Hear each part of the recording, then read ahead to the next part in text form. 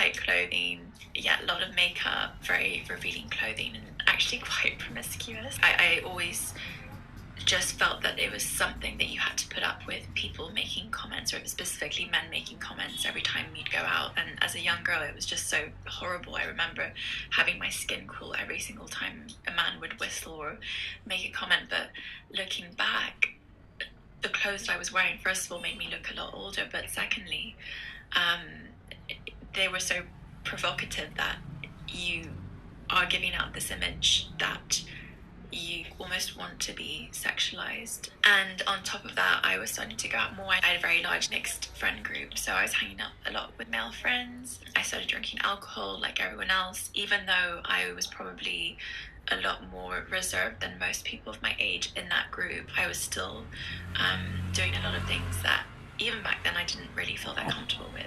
During that time, I didn't really care too much about religion. I always believed in God, but it seemed like something that was very abstract, and I kind of just compartmentalized it to something purely based on belief and that no action was required. I used to go to church a little bit when I was young with my grandfather, who's English, step-grandfather. I just struggled quite a lot with the teachings and being at church. I just felt like I was always so impatient. I could never sit and listen, and nothing connected with me whatsoever.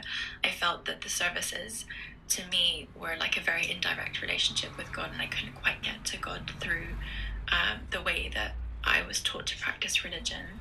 And then I also had issues with particular concepts like the concept of the Trinity, the role of Jesus, but also I always felt that there was a sense of indirectness in how I was engaging with my religion.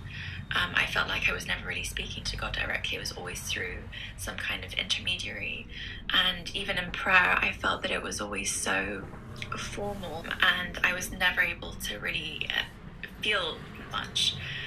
So I just kind of put that to the back of my mind, didn't really think about religion. I used to just dread going to church, and that was it. I was fine living my life. I was always quite interested in Islam from a young age. My grandma, who is from a Muslim background, used to teach me and my brother a little bit about Islam, and I always found it really interesting. And whenever I'd hear someone saying something bad about Muslims or Islam, I'd always be wanting to defend the religion. And it felt like something that was great, but that just wasn't for me. It wasn't part of the life that I envisioned for myself. Then fast forward a few years later, so when I'm 18, I start university, my undergrad degree.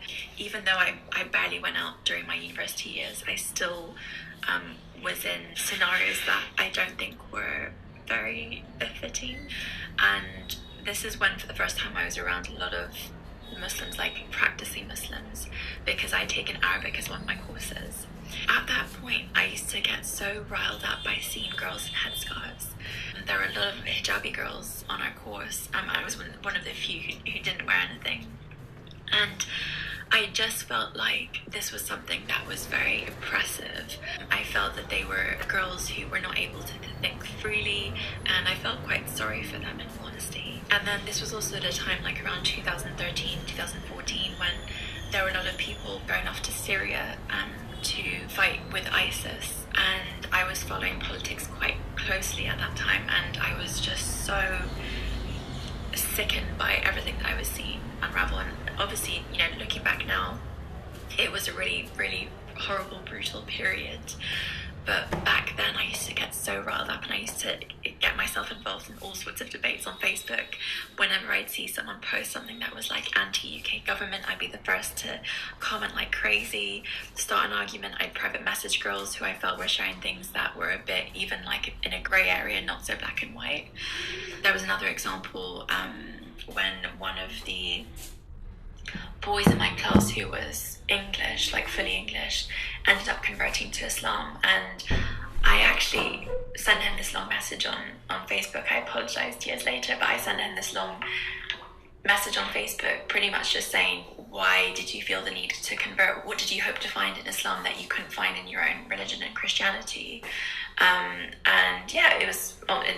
It was pretty belittling. But that's kind of the feelings I had back then. Even though on one hand I was part of a lot of Islamic societies and stuff like that, I still had a lot of prejudice and resentment for some reason. So I'd say the whole period, even though I was taking Islamic studies as courses and stuff like that, I was very combative with my stance on Muslims. Anything that I felt was too extreme, I would write about. I was just very confrontational with. I was okay with someone being Muslim, but as long as they were very Western and they really were a part of, the UK's values, then it was fine. But anything above that, I just couldn't stand. So that was my experience during my undergraduate degree. And then when I got to around 2021, I did my master's at uni in London. And that's when everything changed. By this point, I kind of still had my views from my undergrad degree, but they had softened a little bit. And then I studied international history. And for some reason, I had taken a lot of courses again on like Islamic history. And then one particular course that I took was called Political Islam. So it was about the roots of Islamic extremism. And one of the things that we covered was the rise of ISIS, which was something that, again, I'd always get very riled up about. And one of the essays we had to write was about whether ISIS could be considered an Islamic state or not. And of course, my own stance from the outset was, yeah, of course it's an Islamic state. We can't sugarcoat it. We can't sugarcoat what Sharia law is. We can't sugarcoat what all of these things are. The brutality, the killings, that is what an Islamic state is.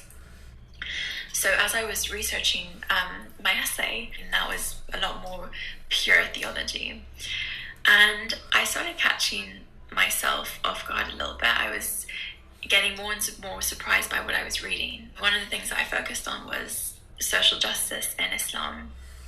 And I remember thinking, that's actually quite impressive what an Islamic state envisions. And I suddenly started thinking, okay, Islam as a religion, it's really making sense to me. I'm understanding it a lot better. And I can almost now understand why people convert to this religion. But it just felt like something I would never do myself. Like, it was great for other people, but it wasn't something I wanted to have as part of my life. But one of the trips that I took to Cyprus, I used to go to Cyprus quite a lot, like every year, and see my dad there. And we have this small house in the village that's right overlooking a mosque. My grandfather actually used to teach at that mosque. From the balcony of our house, you can see, when the doors are open, the very few people who go there to pray, but you can see them praying. One night, I heard the call to prayer, as I always did when I was there, and I felt really touched. I felt something. I just thought, let me go up on the balcony and see what's happening. This is probably what changed everything for me. As I was on the balcony, I saw, these men praying, and they were in prostration, and I, at that point, wasn't really like a strong believer, I'd say, in any way. I kind of talked to God sometimes here and there, but nothing crazy. And in that moment, I prayed and I said, God, please let me have that one day. I want to be able to pray like that.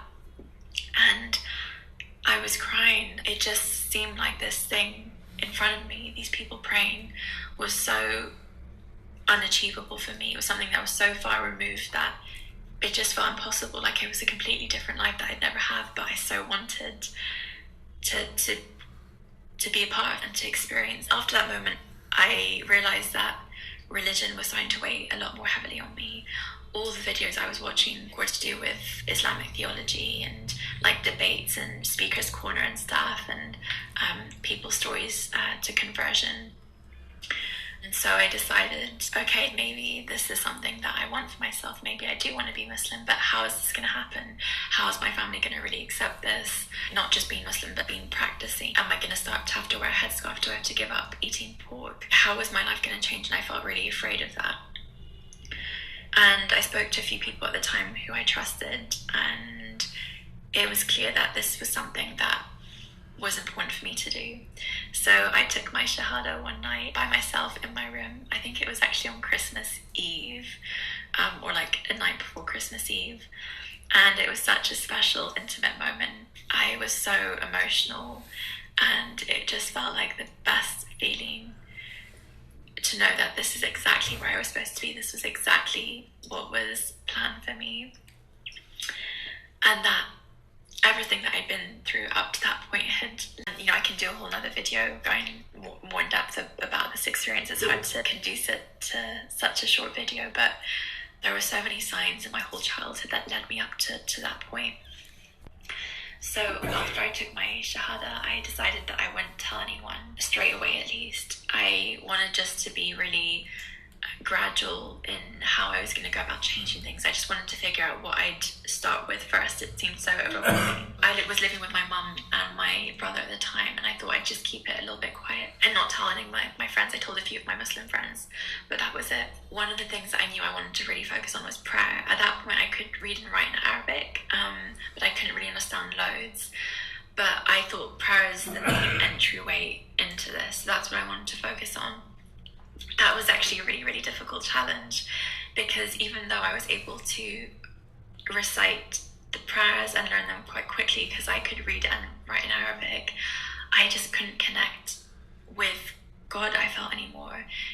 Everything suddenly changed, and whereas before I was having these really personal, like intimate conversations with God, just, you know, in my head, nothing crazy, I suddenly felt that because there was something so formal now with very specific ways you have to pray and the particular movements and the particular words, I lost all that connection. So that was quite a difficult time. I was so focused on the words and the actions and movements that it kind of stripped the spiritual aspect from the prayers. And thankfully I ended up regaining that later down the line, but it did take a while for that to happen. I knew of a lot of people at the time who had converted to Islam, and they'd rushed so much into things. It was so crazy all at once, and obviously with good intent, but it just meant that they ended up backtracking quite quickly after that because it was just too much too soon. So it took me a good year to get to grips with prayer, to stop eating pork. By that point I wasn't drinking any alcohol. It'd been a few years that I decided to stop drinking, and finally I decided to tell my mum and my brother. I was so nervous. I actually wrote a letter to my mum to explain to her that I had become Muslim, and she was really concerned when I said I had a letter to show her, but when she actually read it, she was really, really supportive, and I'm so grateful to have had a mum, or to have a mum who accepted me in such a supportive way. My brother was the same. I think they were both a little bit nervous again because at the time there was a lot of stuff on the news about people converting and then going off to ISIS, to Syria and Iraq and stuff, so there was that concern, but because they knew my temperament, I don't think it was a massive worry. It was interesting because even though I was nervous to tell my mum and my brother, I wasn't so nervous, which is ironic considering, like, my mum specifically is not from a Muslim background, she's Christian. But it was my dad that I was really nervous about because, especially in Cyprus, anything that's religious can be perceived in quite a political way. So I didn't know how he'd react to it, but he was also really supportive. My modesty journey has also been quite a long one. I started dressing modestly even before I became Muslim, kind of like during my master's degree. I just decided I wanted to cover my body.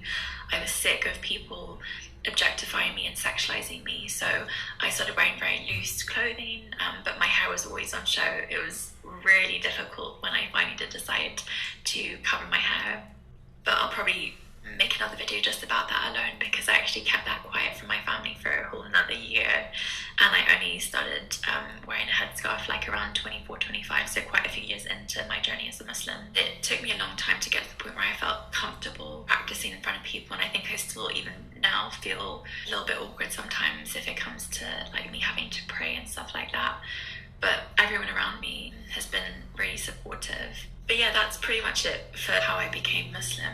If there's anyone who wants me to do a longer form video on specific elements, I think I'll probably do something about dressing more modestly and covering my hair at one point. But there's so many different compartments that I could analyze. So I'm not sure what would be like most helpful to people. But yeah, I just have to say that it's insane to think what my life would be like now without Islam. Even now when I think about my journey, I have tears in my eyes, my heart starts palpitating. It's such a privilege and blessing, and I can never forget about what a privilege and blessing it has been to be given this opportunity in my life. And even though there's still a lot of things that I want to implement into my lifestyle and do better at, it's just been the best thing that could ever happen to me.